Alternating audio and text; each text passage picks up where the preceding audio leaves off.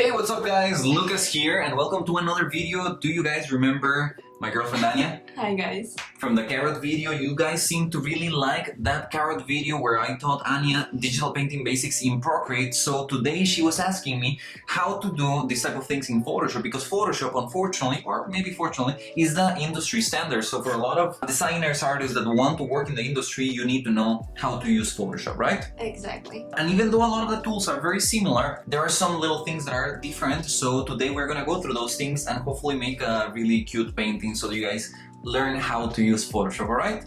Yes. Are you ready? Yes. Awesome. Let's jump into it.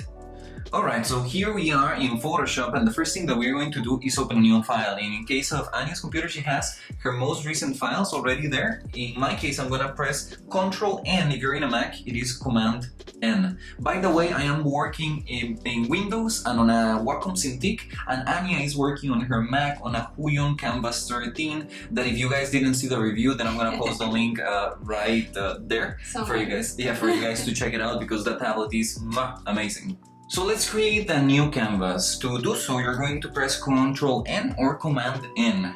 And you're going to receive this little window where you're going to put the amount of pixels that you want in your canvas. I recommend that you have at least 1920 by 1080. That is full HD and it's a very standard number. From there upwards is always nice. 72 pixels per inch is the standard for digital. If you want to do something for print, then the standard is 300, alright? I'm gonna press on create and now we are in there. You guys are going to see things. By the way, of course, Anya is a Procreate user, so a lot of the things that I'm gonna be telling her is like, okay, this is similar to Procreate or not. So if you guys don't know how to use Procreate, maybe you will find that one a bit easier as an introduction to digital painting, or if not, then don't worry, we're gonna continue here and I'm gonna still explain all the basics. But if you want to learn about Procreate and see the carrot video that is the introduction for Procreate, you can click up there. So you're going to have several palettes open in Photoshop. You need to have palettes open for doing certain things in Photoshop. So of course, here I have my layers, which are very normal for digital art. Layers. I have here Colorus, that is a paid plugin, but you don't necessarily need it. And here I have my brushes that just include all my brushes in here, easy access for me to use them. By the way, you can get those brushes down there in the description, my free brushes and my premium brushes. Anya is also going to be using those, I think. Yes. So that is great. Okay, actually gonna use color, you know, so that people can see exactly what I'm using with the default things in Photoshop, okay? Now you're missing the layers palette. Where are your layers? I recommend that you have them always open, because layers is one of the most important things in digital painting. So I would have it always open. So now we have our layers, we have our color, we are missing our brushes, and those you can get also from window going down to brushes. We're gonna start with a little bit of an introduction of what digital painting is and why is it different from regular painting. The only reason or the only distinction between digital painting and regular painting is, of course, you know, the digital part. That is the only difference between digital painting and painting. I know it sounds obvious, but let me explain you why it is important. A lot of people come into digital painting thinking that maybe Photoshop will do things magically for them, without realizing that all the fundamentals of painting have to be there before. So all your values, your color, composition, all of those things, your line quality have to be already there, established and nice before, or for you to see a nice progress in here in digital painting. But there are some things that it helps with, for example, the organization. So one of the things that it's excellent digital painting with, that in traditional we don't have, is of course layers, right? So let's play a little bit with layers.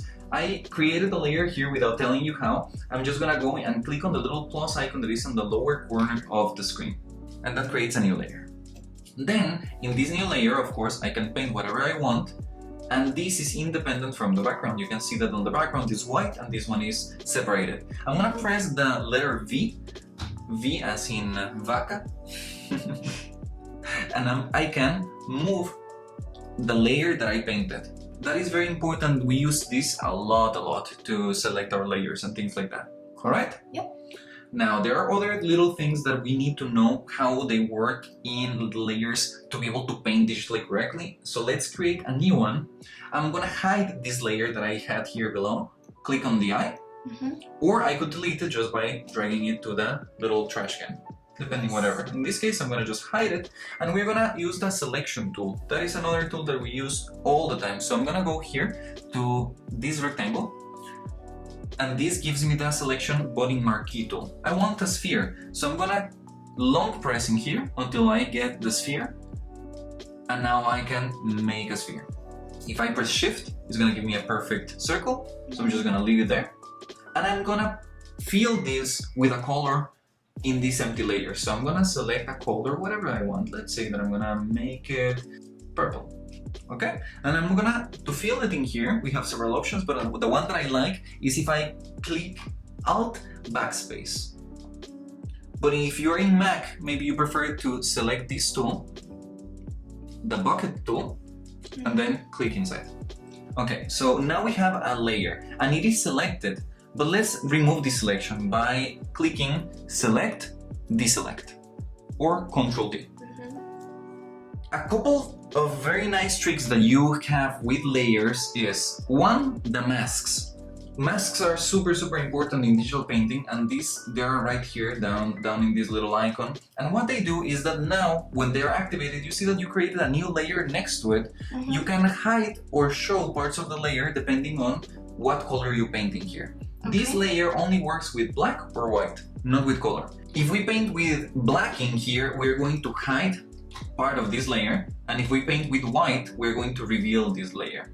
Now, to control the colors that we have in this selection, black and white in this case, I just have to select a color. For example, I'm going to select here the red. I'm just going to select it, and if I want to select a color below it, I can press X so that the white comes to the front and I can select another color. Okay? An alternative to this is just pressing the letter D, and D is gonna bring me the defaults black and white. Okay, so let me grab a brush. So let me, with black, hide a little piece of this. How do I change the size of the brush? The size of the brush, very important. You're going to be using the brush tool, this one right here, for most of your digital painting. If you want to select different brushes, you can select them right here. And they're very easy to do. Let me create a new layer just so that you can see a bit of what the brushes do. This one, for example, is my LP Creamy Airbrush.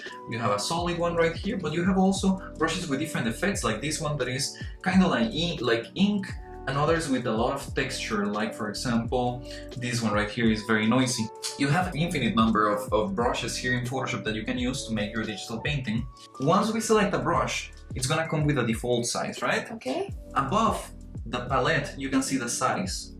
So you can just turn it, or you can also right click and select it right here. A very normal thing that people do in digital painting is that now we have a mask or a silhouette of a shape. We want to paint inside this silhouette, but we don't want to get out of the borders, right? Because let's say that we want to now shape this figure.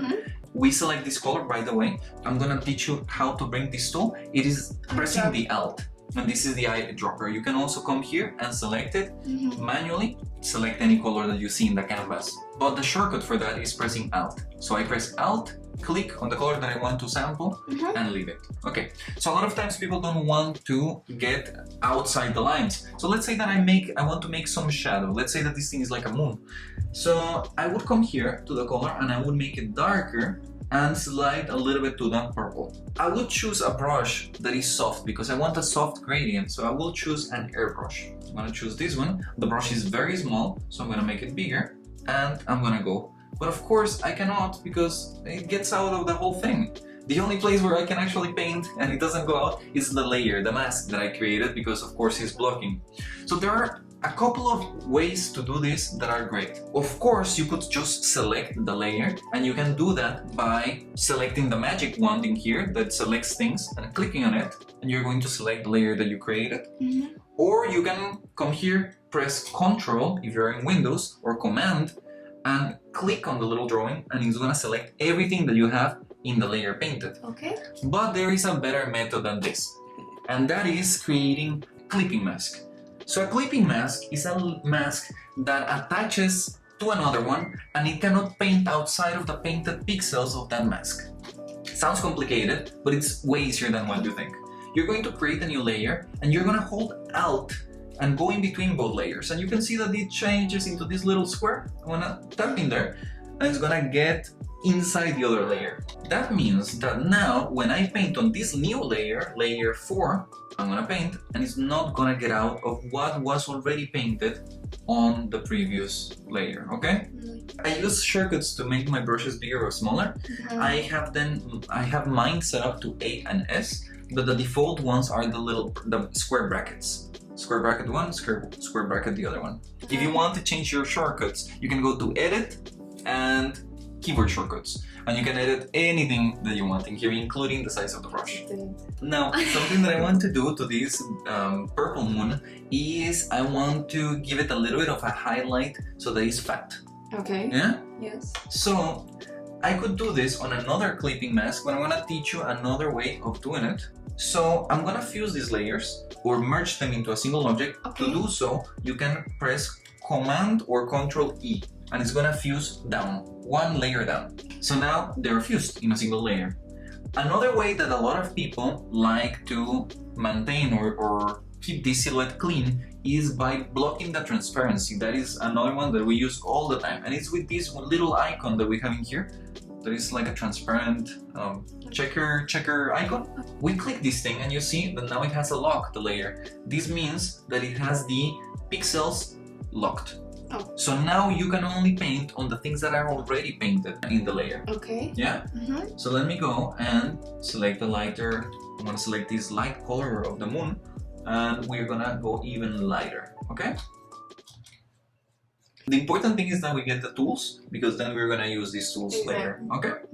A couple of little things before we move into a nice painting of a cactus, because we decided to paint a cactus, is we can duplicate these layers. So for example, that is something very common.